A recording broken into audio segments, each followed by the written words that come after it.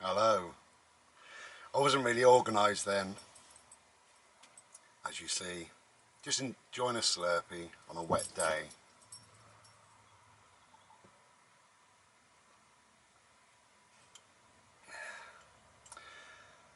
Not a lot to say really in this video, but I thought I'd try and cover something that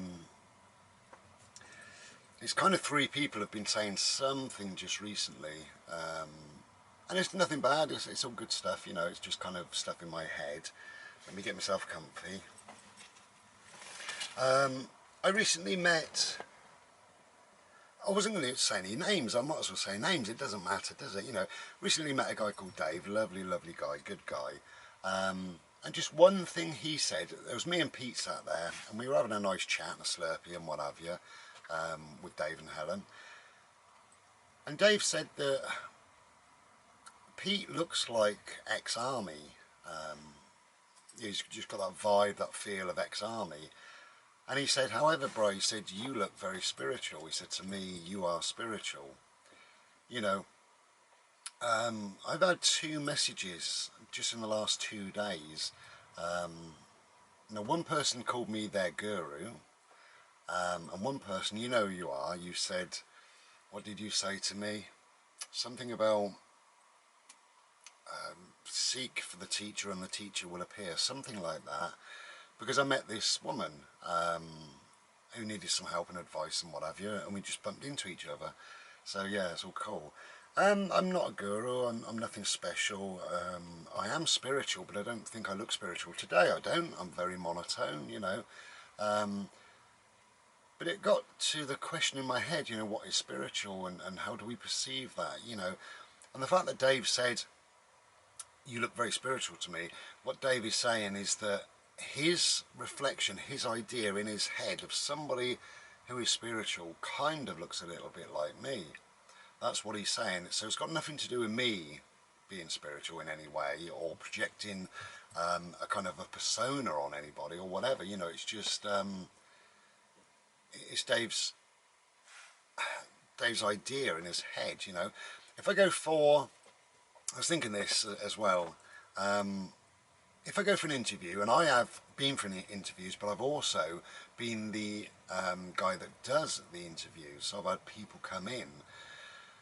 We're all not guilty, but we're all kind of conditioned in a way, right? You read the job spec, so we require this sort of a person with these attributes, these ideas or opinions or whatever, these qualifications, and it goes on and it goes on.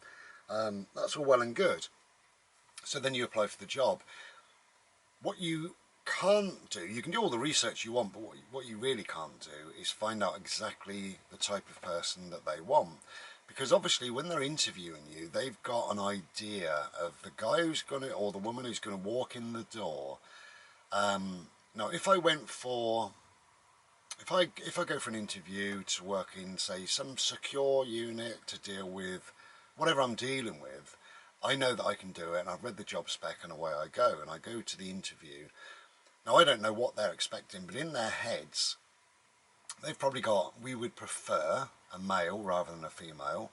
We would prefer somebody who can handle themselves in some way, so they're a reasonable size, because they may have to deal with physical physical problems and things like that. They would perhaps have in their head, this guy might have to chair a meeting, so we'd like somebody clean shaven, very presentable in a nice suit. They may have all those sort of things. Then I walk in and I don't fit their criteria. I fit everything that I went for initially, that I read up on, you know, on their website, their job. Oh, get done, Pood. I got a Slurpee on the go. I know. Get done, please. He wants to go out because it's raining. Can you move over there, please? Thank you. I will take you out a bit later. Okay? Is that all right? So I don't fit their criteria, not really. I fit all their sort of paperwork criteria, etc., etc., but I don't fit, tired eyes, I don't fit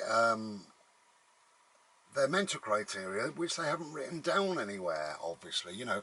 Now, we all do that. We like to box people off, and we like to,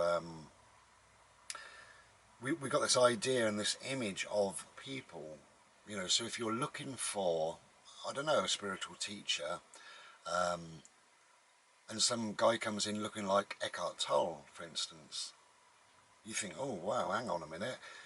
Eckhart Tolle is amazing though, he's a great spiritual teacher. You know, if I'm looking for a spiritual teacher, in my head, I would look for Sadhguru, because Sadhguru looks like a spiritual teacher. Whether they are or not is immaterial. You know, I like Sadhguru, I think he's funny and, you know, he's intuitive and he's a good guy really, very articulate and intelligent, but whatever. So, yeah, I was just saying that really, but Dave also said, he said one thing about you, he said, you don't give a shit, do you, what anybody thinks about you? And it's a complex answer because no, I don't. That's the easy answer. No, I really, really don't. However, I like people to like me because I'm a human being. I'd rather people like me than don't like me. But even with that, I'm not overly bothered. You know, if I can form some connection with somebody, then it's lovely. If I can help or advise somebody on whatever level, then that's lovely.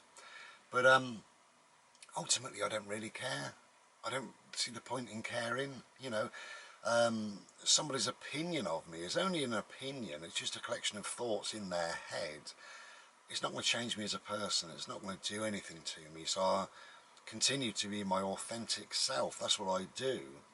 And obviously that comes across as I don't give a shit. Well, no, I probably don't give a shit really. I would walk down your town, wherever you live, wearing a bright yellow hat and purple nail varnish and red trousers and green boots. I don't care, you know. That's on a surface level, isn't it? I really don't care. But I'm also deeply caring as well, so I really, really deeply care. I don't really deeply care about what people think, but I do, just on a human level, I deeply care about people. So as I say, it's a complex sort of answer really.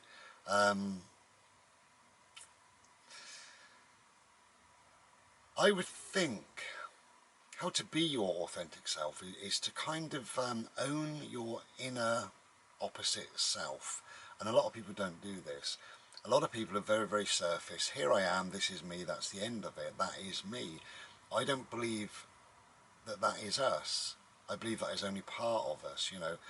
And I believe we've got this inner self, this sort of opposite inner self. If you reject your opposite inner self, so if I'm male, if I reject my female inner self, then I could project that negativity onto all females, perhaps. You know, perhaps I could. So I embrace and accept everything, wherever it may come from, really, you know. And that's the same as spirituality or as anything, really, you know. I try and be my authentic self. And I see it as this, right? I see it that I'm not one person. You see me as just this bubble of skin or whatever, you know, but inside of me are a million bubbles. Inside all of us are a million bubbles. And in those millions of bubbles is a little mini me, so a little mini Bri all floating around in me. And they're all little segments of me, little parts of me, and they've probably all got their own little ego as well. All these little bubbles probably communicate differently to each other. And then eventually that bubbles up and it comes out to be me, you know. So I think we're multifarious. I think we're made up from a million different things and loads of different ways and stuff like that, really. But your inner opposites can get in the way sometimes, you know. So I think if we're spiritual or if we're being our true selves, we've got to get rid of those sort of things, really. You know, don't let things get in the way. You know, I don't really see the point. And I don't see the point in caring too deeply what other people think of me, because it's their opinion, isn't it? You know, I've virtually got a shutter pulled down in a way, and it's like this, I don't know, a shutter that if something negative comes towards me, it just hits and it goes away, because it's not interesting to me. I don't really need anything like that. There is no point, you know. But what happens, you know, is that people tend to stifle their true, authentic inner being, or those bubbles, so their inner beings, lots of them, they stifle them. And why is that? You know, why are we doing this? Is it for family or for work, or because society thinks you should look and act and be a certain way? Is that why we're doing this? I don't know. I don't have any of that in my head. I don't need to act or be a certain way for my family, for these YouTube videos, for work, for this so-called society, for the people in general. I'm on a campsite at the moment. I don't feel the need to look how everybody's dressed and try and dress the same. I don't feel the need to go and have a conversation with 20 people and then try and think the same as them. That's not being authentic, it's not being true to yourself. You know, we need to open up to who we are. You know, I think if we open up to who we truly are, then we get a sense of happiness, which again is something that we spoke about, me, Pete, Dave and Helen. How do we, well, what is happiness and how do we attain it, and how do we hold on to it? You know, that's up to each individual person to discover, but I honestly believe that just by being yourself, by being your real, true, authentic self, you're happy. You know, you've got nobody to please. You know, I'm quite happy in my life. Things I'd like better and different and blah blah blah, like us all, you know, but on the whole I'm happy. But I'm happy because I'm me.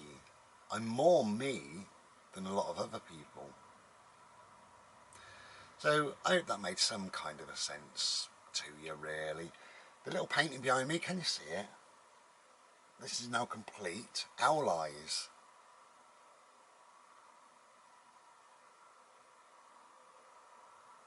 You'll see it properly on my eBay. This will go up on Thursday. There we go. So you've had a little look at that, haven't you? I'm currently working on one more. Oh, actually, it's two more because one is very nearly complete, but I'm not showing you that yet. Only a very, very quick look. There we go.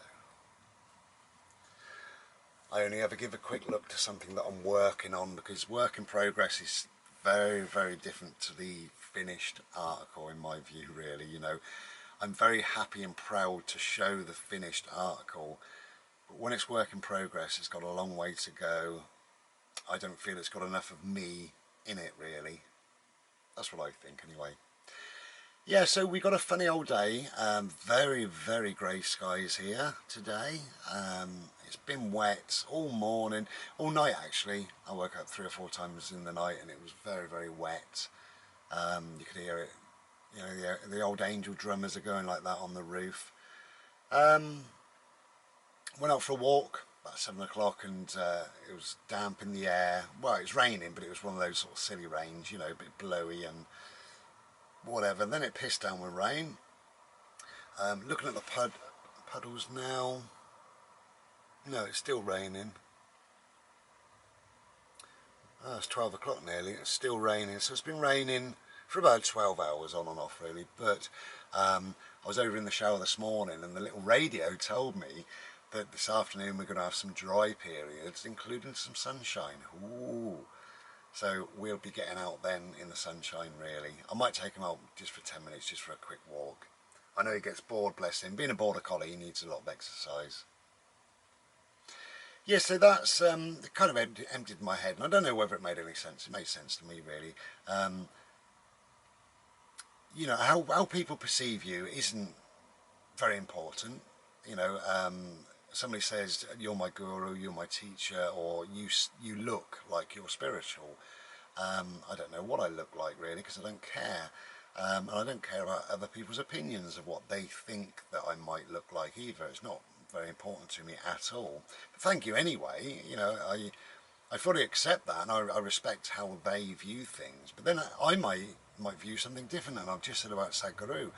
I would view him in my mind, that is a spiritual man. If he just walked past me, because I've got this little image, you know, that's what I've got anyway. But you know, I think by dealing with yourself on a very deep inner level and accepting that opposite self of you. So if you're female, it's male, and if it's male, it's female. I think it was Carl Jung, wasn't it, the psychologist, that said that. I'm sure. The other thing, just talking about Carl Jung and stuff like that, I've had a lot of teaching really over the years and stuff like that. And what I've done, and this is me just being absolute honest, right? I've forgotten more than I've learned, and I've done that on purpose. I've got rid of it. I don't follow any set way, and I won't do that. I follow the way of Bry. That's what I do. That is being truthful again to my own authentic self, my own inner being, or millions of bubbles. That is the way to be. For me, not for everybody, but for me. You know, some people see a set way of being and that's the way they must be. I don't see that. I can chop and change all over the place, you know, and I take what I take from wherever it comes from, you know, but the teachings that I've had over the years, I don't follow any set pattern. A lot of it I disagree with. You know, I follow this inner knowing from Bry. That's what I follow. And I think that's very, very important, again, for your inner self to come out and speak.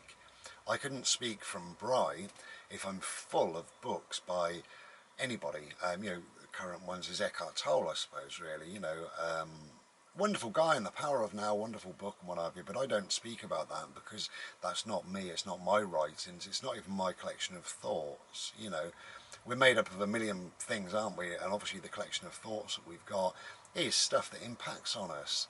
And it could be a newspaper, television, a conversation with somebody, it could be a YouTube video, it could be this video that I'm saying right now, you know, that I'm talking in.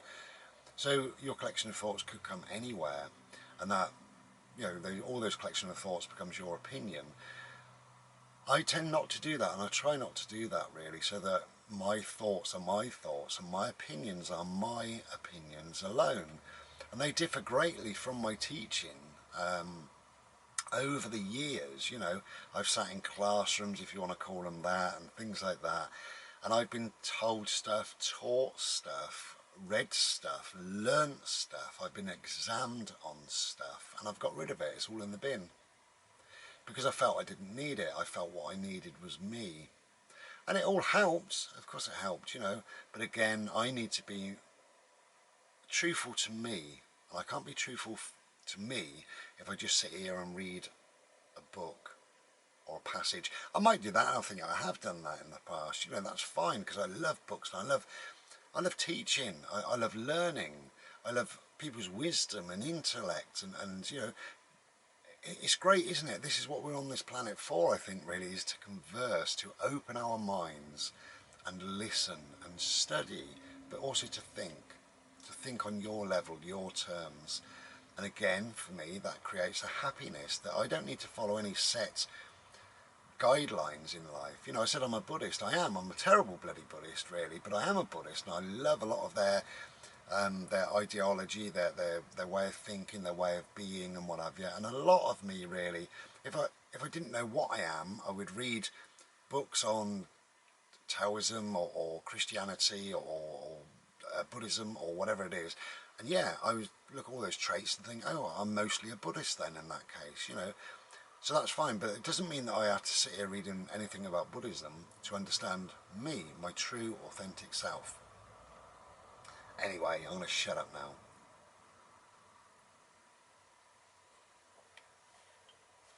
Take care then. Enjoy the rain and be well.